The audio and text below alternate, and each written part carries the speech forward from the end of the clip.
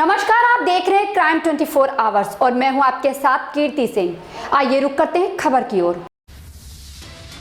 सरकार के बनाए गए टैक्स दो मगर गुंडा टैक्स मत दो।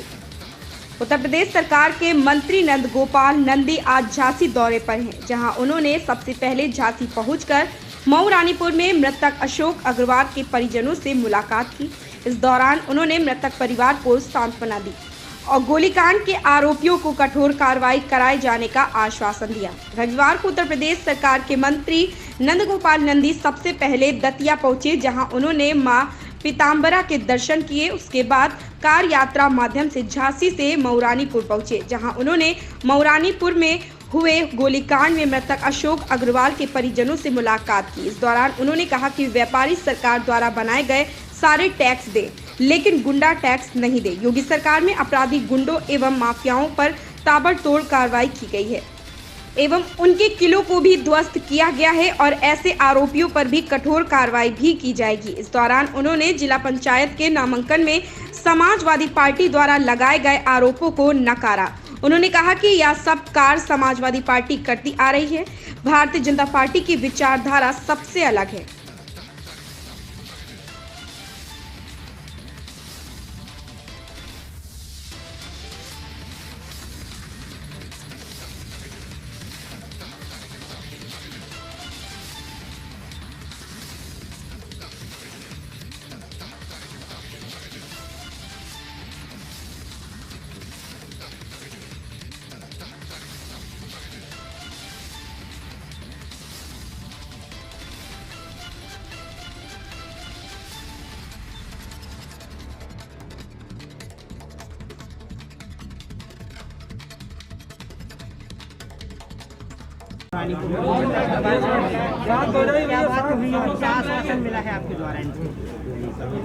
देखिए, जैसे ही मुझे घटना की जानकारी मिली, मैं बॉम्बे में था, मेरे बेटे का ऑपरेशन था।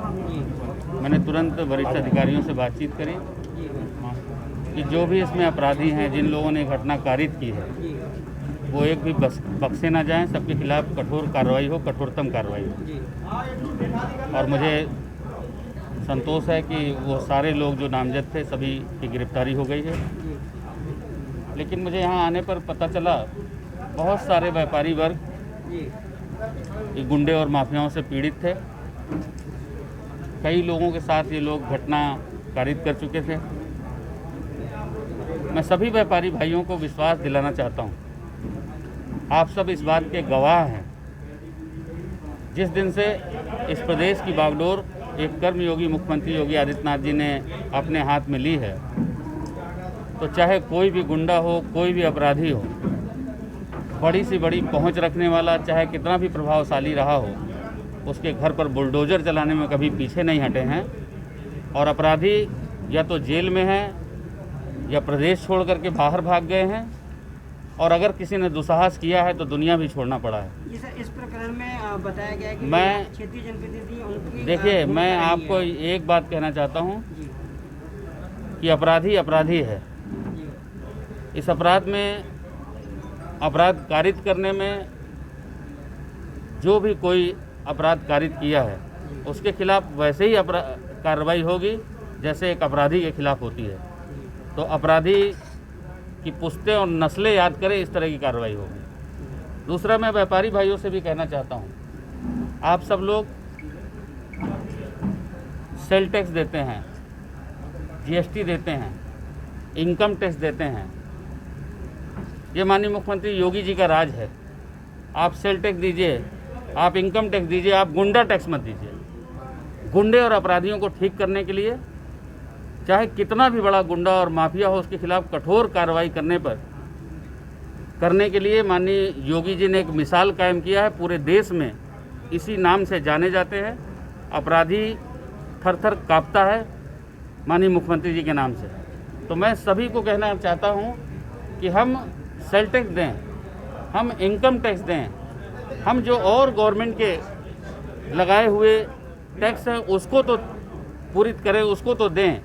अगर हम किसी अपराधी को 1 रुपए की भी किसी भी तरह से उसको कुछ देते हैं तो उस पेड़ को उस पौधे को पेड़ बनाने का काम करते हैं, खाद बीज दवा डालने का काम करते हैं। तो मैं सभी व्यापारी भाइयों से कहना चाहता हूँ, इन अपराधियों को किसी भी तरह का कोई भी, अगर आप टैक्स या किस तरह से मदद करने का काम करते हैं, किसी तरह से ये सोचते हैं कि चलो हम खर्चे में डालेंगे, थोड़ा कौन इनसे झगड़ा करे, इस तरह से आप करेंगे तो उस पौधे को वृक्ष बनाएंगे, वृक्ष के बाद वो वट वृक्ष बनेगा।